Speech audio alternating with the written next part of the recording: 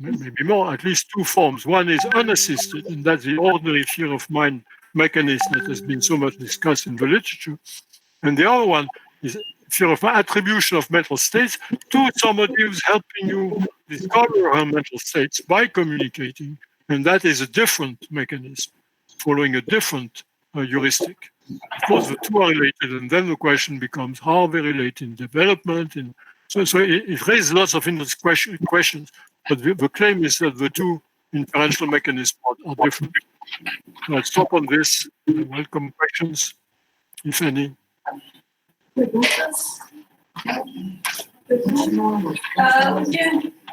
on, Professor. Thank you. Okay. So we move to question number 6. It's not so much a question as a sense.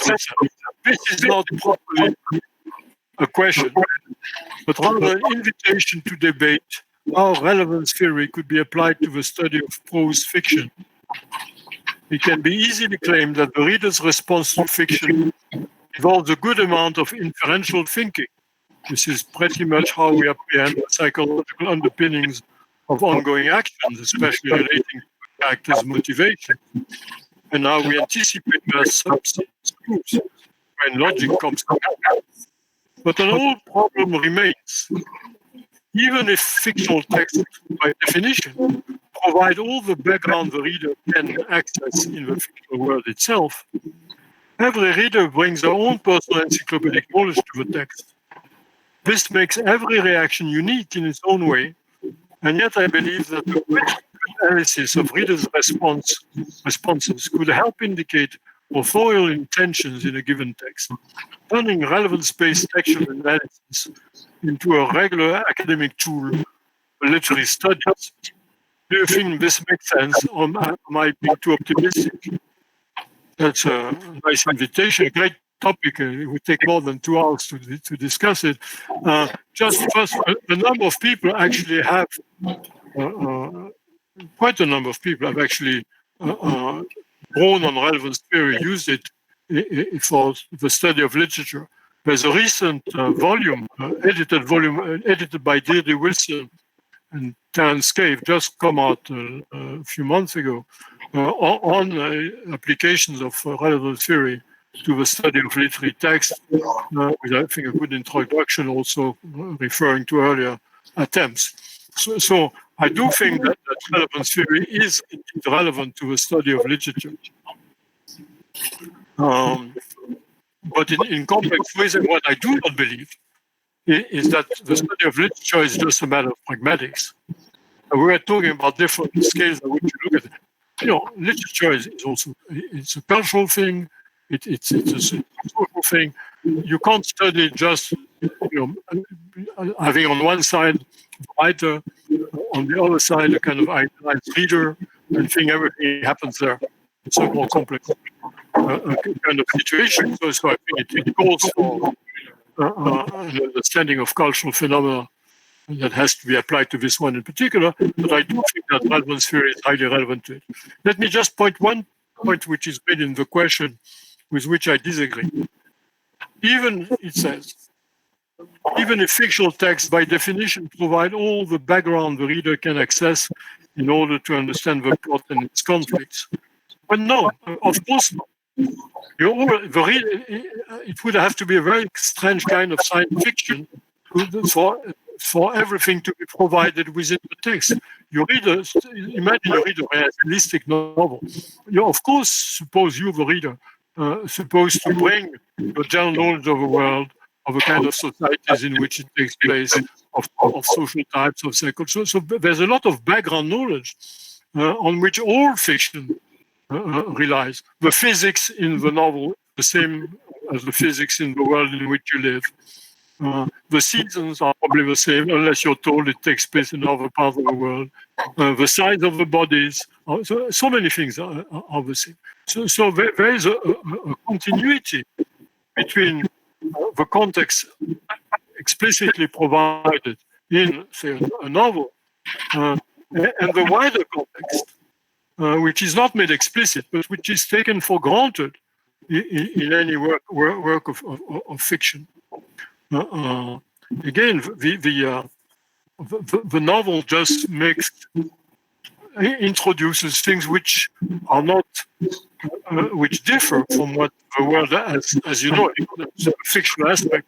But the fiction takes place in a universe which is very much, a kind of universe that is known to all of us. It's particularly obvious, but in historical novels, where you take the number of characters are not introduced by the writer, but you already know them because of historical knowledge you have. But I think it's for fiction in general. Again, even in very daring science fiction, a lot of things are kind of taken for granted and are to be reincorporated from background knowledge. But that's a minor point. I think it's I agree on the other hand with the fact that every reader's reaction is unique in some ways. And it's intended to it's having a unique reaction. You're not going against the author. Basically, the author of a literary piece, actually, as the author of all kinds of text, doesn't try to impose one and a single crisp interpretation. If you have to understand it like that, or else you have not understood what she was writing. There's a range which can be narrower or wider. So when you write poetry, typically the range of interpretation is very wide. If you write direction for use for a technical product, you really try to have the reader understand it quite narrowly, quite specifically, and you get everything in between. And that's crucial to the many uses of the language in communication, and particularly to creative use, such as literary use, among them prose fiction. As I said, there would be so much more to say about. I mean, I like the question. I'm grateful that I've been allowed to say a few words about it. If there's any questions, I will be glad to answer it, and then we will move on. Any questions on literature, on fiction, prose fiction? Let me see.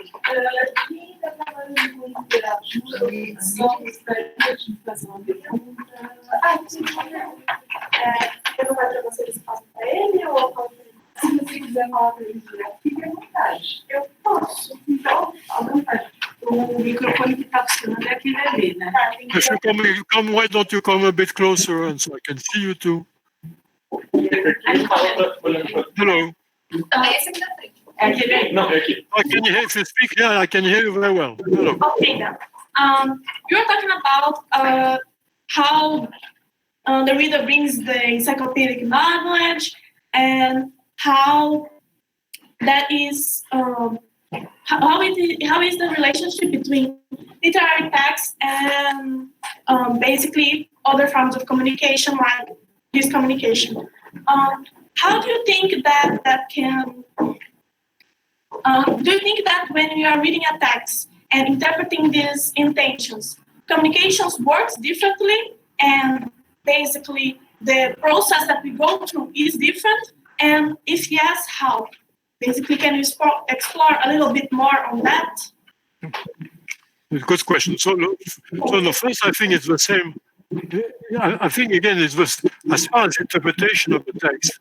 I think it's the same mechanism that's at play in interpreting one's utterance on a conversation, a written text. Of course, then there are written text. For instance, the control of time is different. You don't have to. You determine your own speed. So there are lots of interesting features for different types of text and literary text. Which take many forms, provide have their own feature, which are important to understand how they're being read.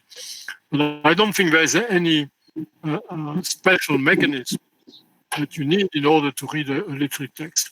On the other hand, if you are a reader, if you like reading literature, of course you develop specific competencies, both by being aware that a novel that you read belongs to a tradition by relating it to a lot of what, even you don't have to think about it, but the text will resonate with other texts in the same genres or text to which it is in opposition to and so on.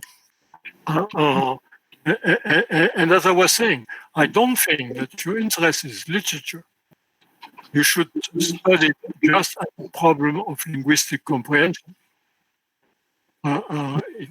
Linguistic comprehension is crucial. Of course, there would be no reading of literature if we didn't have the ability to comprehend text. But what makes the literary text, it's also being inserted in a kind of historical chain of literary productions, consumptions, and so on. And a full appreciation typically involves an appreciation of this dimension too. So if I were a student of literature, I would try to combine the resource of pragmatics and other resources from history, from cultural studies, and so on, to understand it better. I don't know if that satisfies, answers your question, but that's the best I can do in a short time. Thank you. Thank you. A pergunta na área de cultura, certeza? So we can move to the next question. Okay, so the next question. So now we're moving to more recent work that I've done with Hugo Mercier.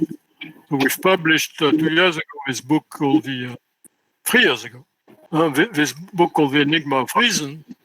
And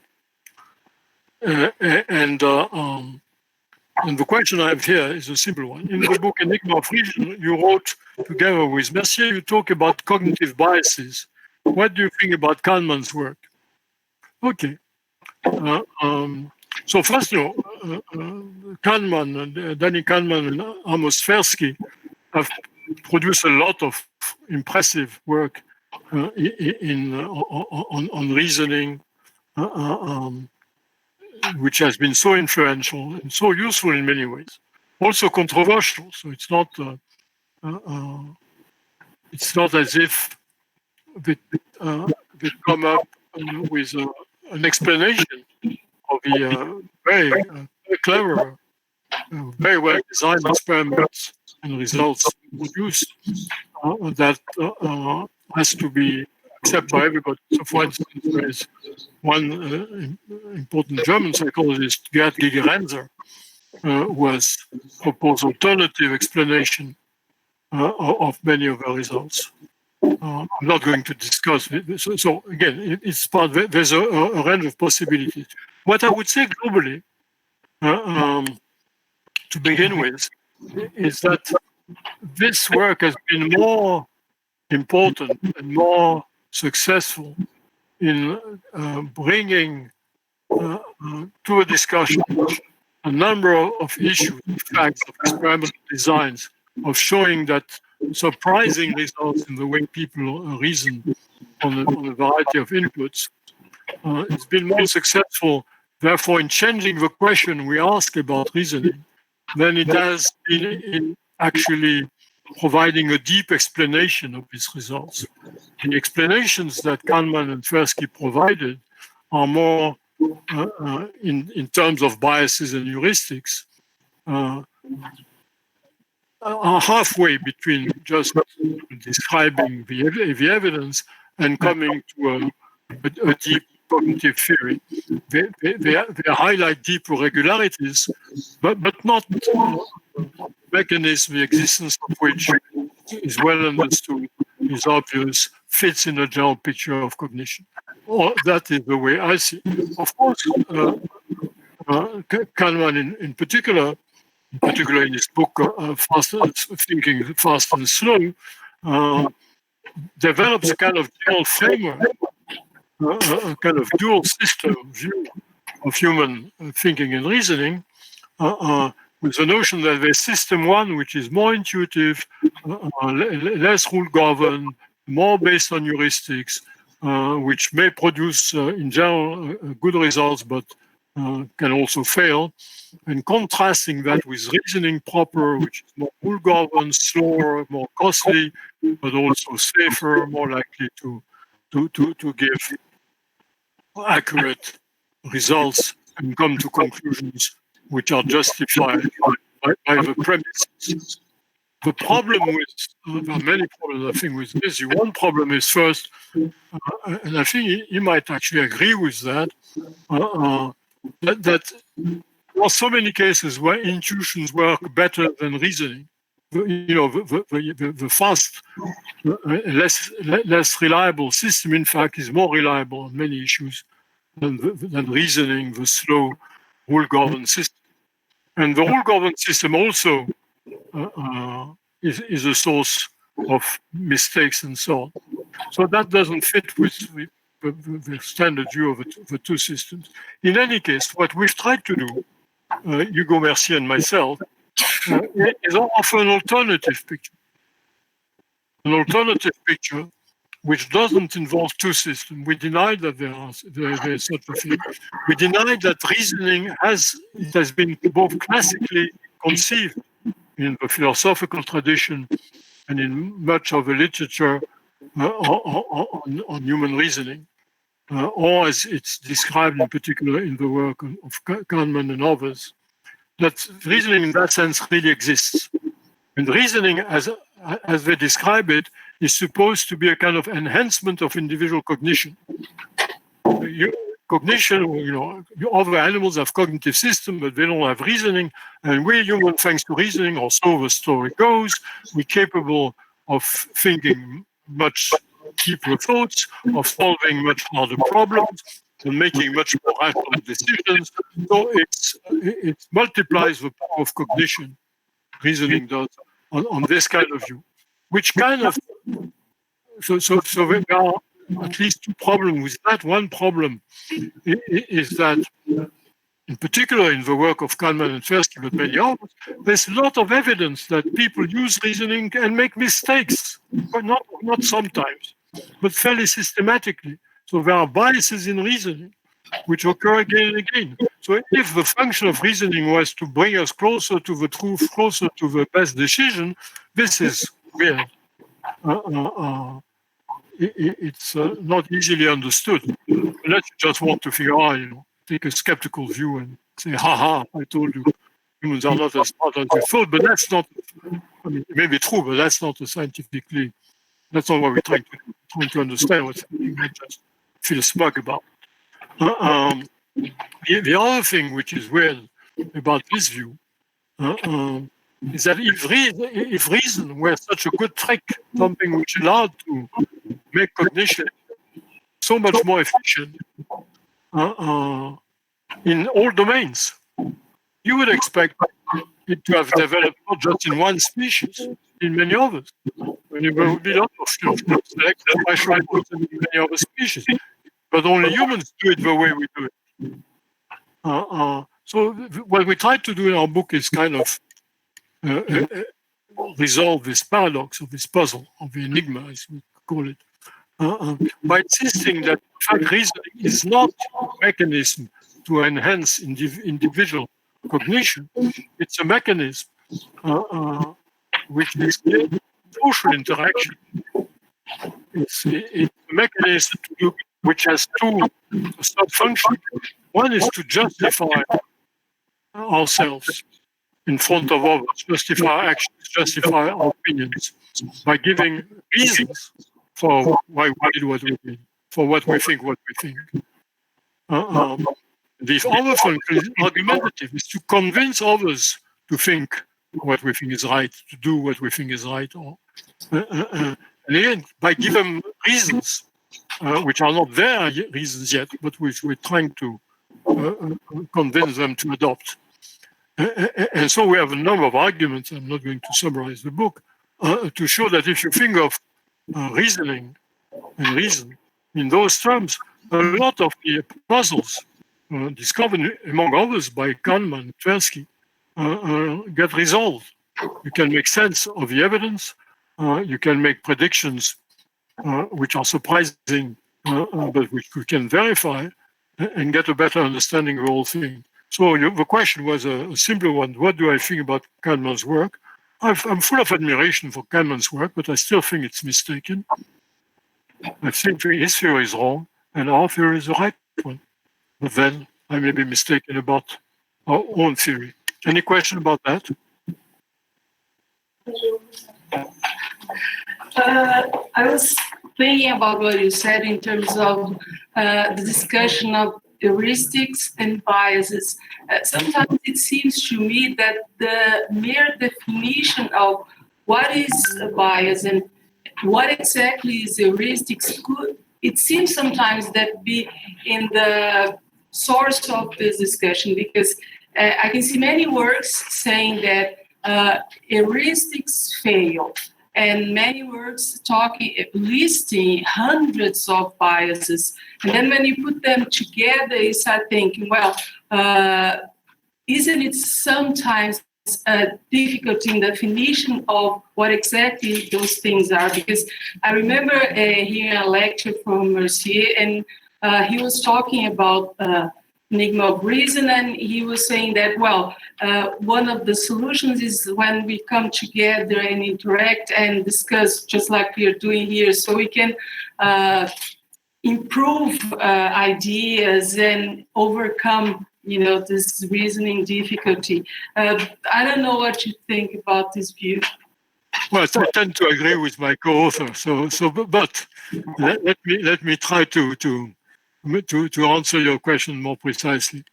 So yes, first heuristics are kind of procedures which help draw inferences, solve problems, and so on. So I think all human inference is heuristics. There is nothing beyond heuristics. There is no alternative system. Logic is not the system that we use to reason. We only use heuristics. And none of them we don't have any fail-safe system to discover the truth. The biases issue, on the whole, I think most heuristics work well when they work to solve the kind of problem they have evolved biologically, culturally, individually to solve. Our heuristics tend to be good, but if you use them outside of their domain of adaptation, then they may give weird results. Okay, that's not.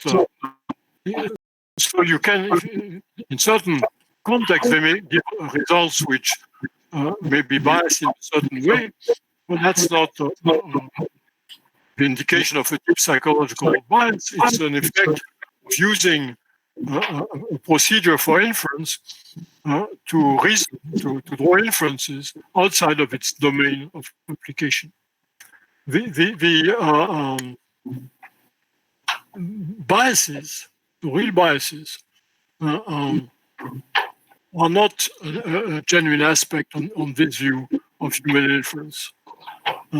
They occur, on the other hand, the most famous bias, the most central, and which has many subcategories, the so-called confirmation bias, which we prefer to call the mycile bias, which cause people, when they reason on their own on some issue, and they start with a hunch, or with an opinion, or with whatever. So they have to reason, is it A or B?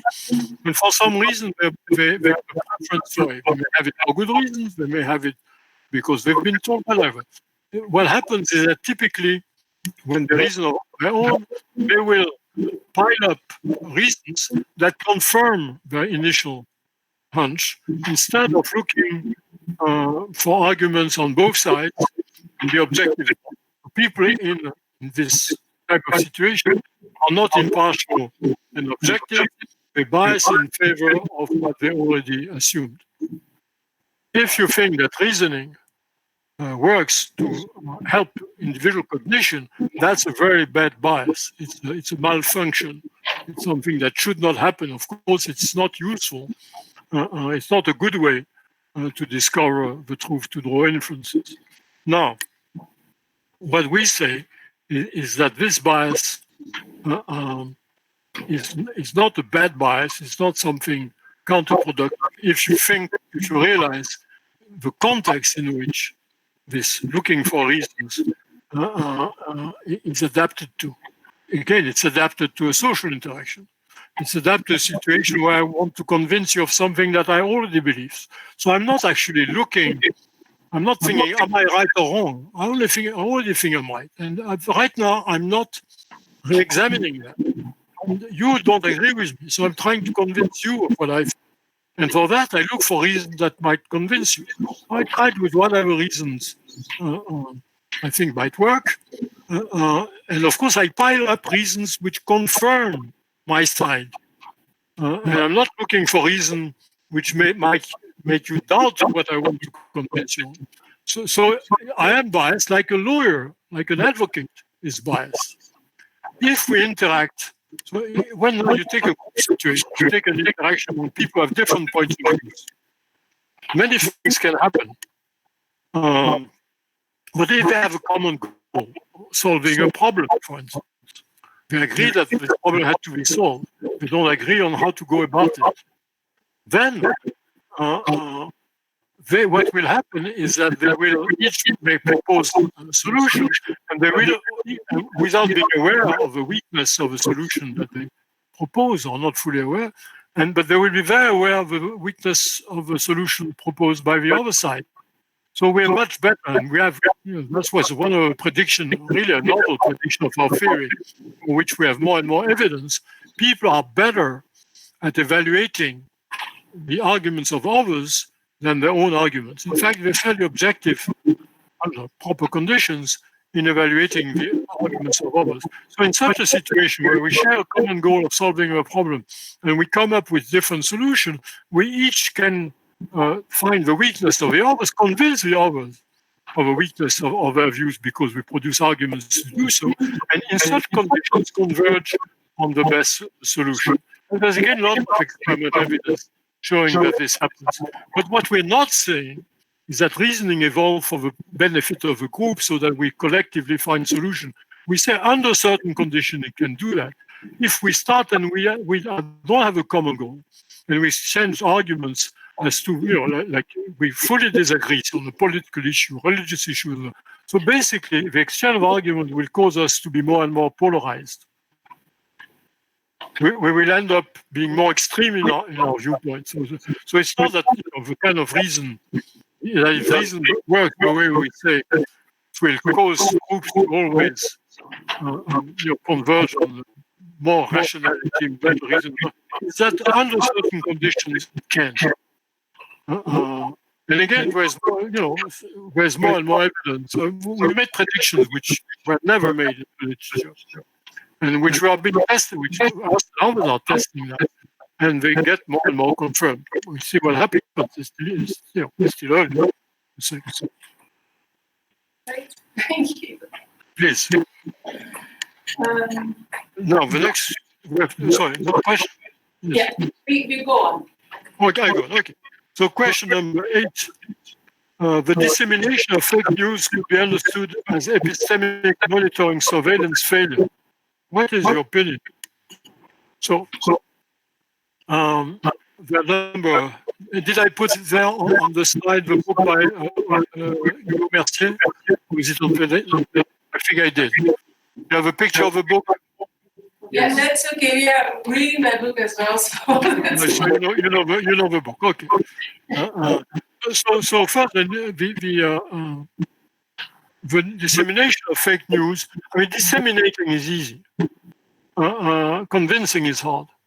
I mean, especially now with the web, you can produce millions of copies of a message, issues, but may convince nobody. Or to give another example, you may remember the Unabomber, the guy who started sending bombs to various academics because he thought that modern technology was the end of the world and one had to put an end to it. And he had written a manifesto. Actually, he's a smart guy. He's still in jail. He's by no means stupid. He had written a manifesto. And he wanted, basically, thought if people could read his manifesto, they would be convinced. And so he said he would stop sending bombs if a newspaper, Washington Post, it was, would publish his manifesto. It was the Washington Post or the New York Times. Let's have the Washington Post published the manifesto. So the manifesto became available to everybody, first in paper, then on the web. If you look for Unabomber manifesto, you can read it. It's in millions of copies. A few people, yes, I know. I've even met somebody who was convinced by the manifesto. But basically, he obtained what he wanted. He got exactly, dissemination, not of fake news in this case, of what he thought was a great argument. But since he hardly convinced anybody, it didn't work. So most fake news don't convince. So the epistemic vigilance, I like to call it, or monitoring surveillance, actually stops most of it. So you think, flat Earth, no success at all. There were, people who disseminate flat Earth news do so because it's a kind of fun social activity too, and they don't convince much people. In other cases, it's worse. So if you take about vaccination, there you have fake news which have convinced not a majority, a minority of people not to vaccinate their children. And it so happens that in the case of vaccine, they were only the vast majority of people get their children vaccinated. So it's enough that you should influence 10% of the people who see the message. Even if 90% say rubbish, fake news, for that to have really bad effects. But still, so in terms of the social effects of such fake news, it's pretty bad, and it's a real worry, and we should think about how can we stop it. But if you take that as an example of the success of fake news, and you get 90% rejection, I would say that the epistemic monitoring surveillance is working pretty well. The pity, it's working pretty well in an area where it should work perfectly for it to have good results. Pretty well is not good enough. So yes, in general, if people accept fake news, I don't know if we should all kind of use this expression which Trump made popular, but just mistaken or deceptive messages. It's a problem. I think there's a positive. So there's something also. But on the whole, I agree with Hugo. People are not that bad at it. But still, I think the issue is how much. Still, there is some propagation of fake news. There are people who accept them. There are people who contribute to disseminating them, and so on. And it's important to understand what's happening. And I do think it has to do with both the capacities and the limits of epistemic vigilance. So epistemic vigilance, as we described it in the paper we wrote with the title and much work that was done around it, we argue it's a suite of various mechanisms which allows us indeed not to just gullibly accept everything we are being told, and to decide on the whole in a reasonably efficient way about what to believe or not to believe. And this mechanism, I would argue, evolved and works well, evolved both biologically and culturally, to work in face-to-face interaction in small networks, in small communities, where indeed people are sources of bullshit are easily recognized and not believed. But there are a number of issues which are not, about which we don't automatically have the right intuition, which occur when news are being disseminated and come back to us as they do through the web from a variety of sources. So one issue, for instance, is that if we have 10 people telling us the same thing, and they each have independent reasons of believing it. That is just, reinforce our believing it. But if they all believe it because they come from the same source, the fact that there are 10 is no better than there were 1. So the issue is when you have various sources of evidence to the same conclusion, but in fact they all got the evidence come from a single source. That's critical evidence. We're quick to recognize that in a small community. So you hear a piece of gossip about a friend from one person, then from a second person, and you recognize that the 2 friends got it from a third person who is the gossiper in your little circle, and you recognize the style, and so on, you can dismiss it. If you see that on the web, and not twice, but hundreds of times, you may think, oh, all these people have had reason to think that, and not realize that it comes from a single source. So it's a limit of the spontaneous, the mechanism, intuitive mechanism of epistemic vigilance, not paying enough attention, not being able to assess the independence of a source of evidence in a network of a kind that the web, that becomes the normal. We're not ready for that. So, and there are other kind of difficulties which have to do with the scale of the circulation of information, and the many ways in which it reaches us, which makes our ability to be vigilant less efficient. It's still efficient in many ways. There's still a lot of control.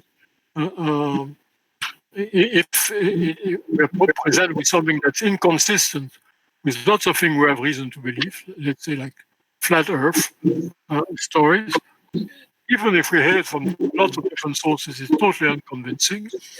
But when there are other issues where it's when you have issues about, say, vaccines, what typically you get lots of individual stories saying, "Oh, a child of mine got vaccinated and then had a disease or whatever."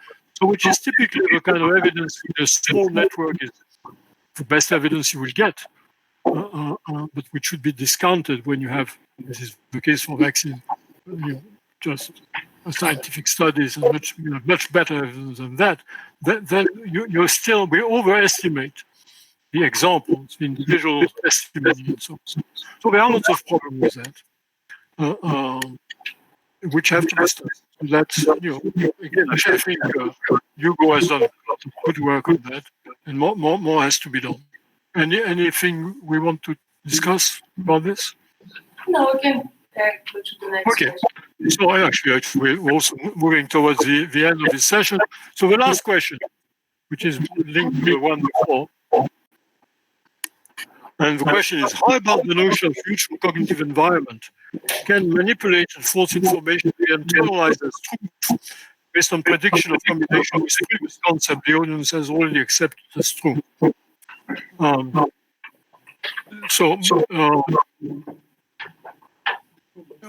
Of course, what we call mutual cognitive, by the way, is a kind of terminological decision that we've taken lately.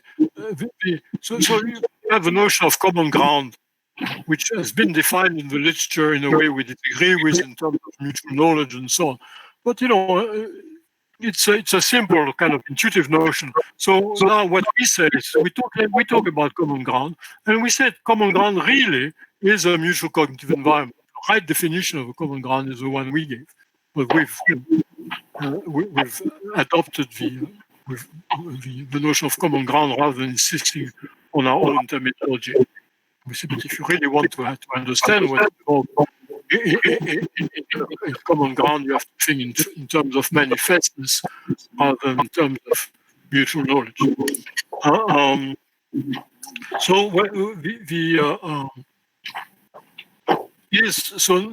Now you're presented, say, with some assertion. And the issue is whether you accept it or not, whether you believe or not, or to what degree. And you, among other things, you look at how consistent it is with what you already believe. Does it cohere with what you already believe? If it doesn't, then you need lot of good, further reasons to accept it. If it does, no big problem. You accept it easily. Now, the issue, to reframe the question, if you presented with some claim that happens to be consistent with lots of things which are in the common ground, which are mutually manifest, is it going to be more easily accepted than it were just coherent with many things that you personally believe, but which are not shared belief with others? And it's a good question, but I don't think it's a simple one, because I think there are lots of various cases to be taken into account.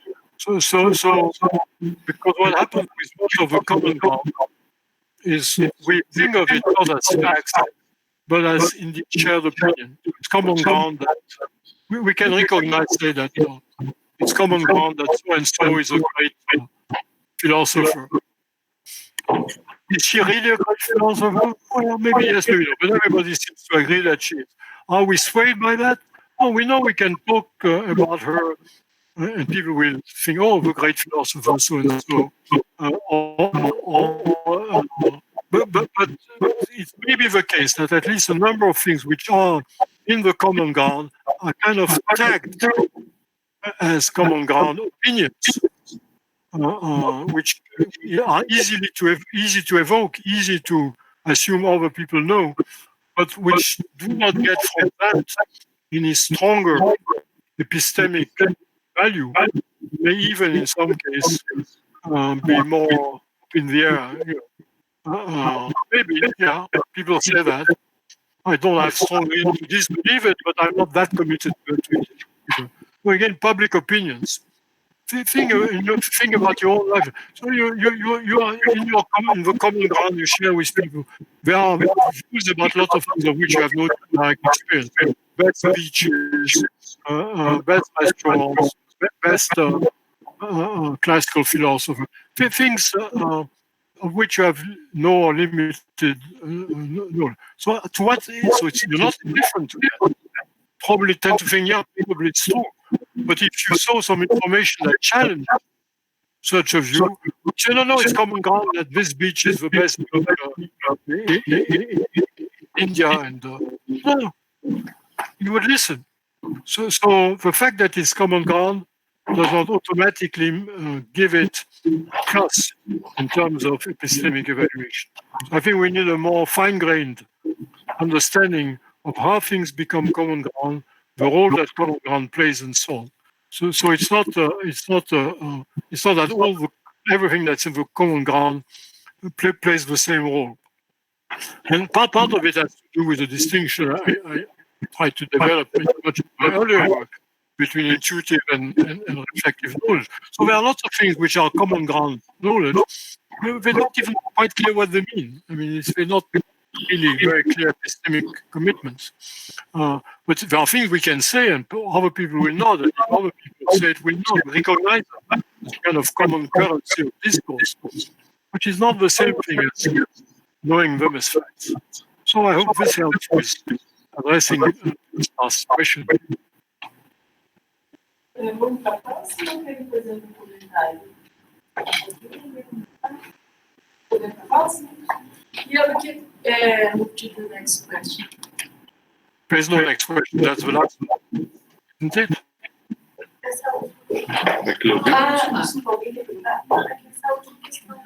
Okay. Sorry.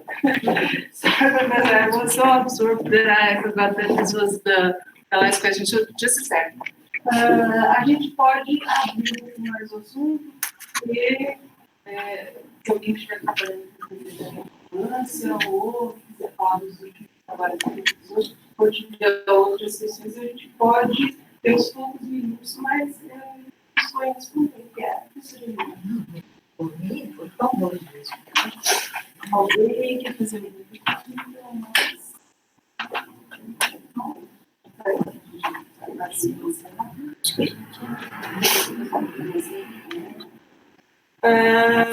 Well, actually, we don't have any questions at this moment, but we would like to thank you very, very much for making yourself available, yesterday for the tests and today for the lecture.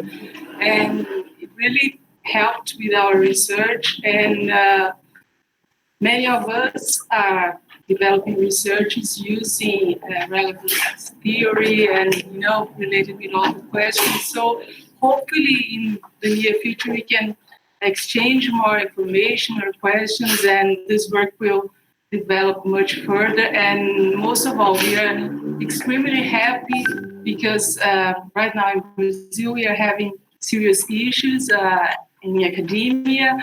We are extremely underfunded, as you well know, and especially pragmatics is, is overlooked all the time.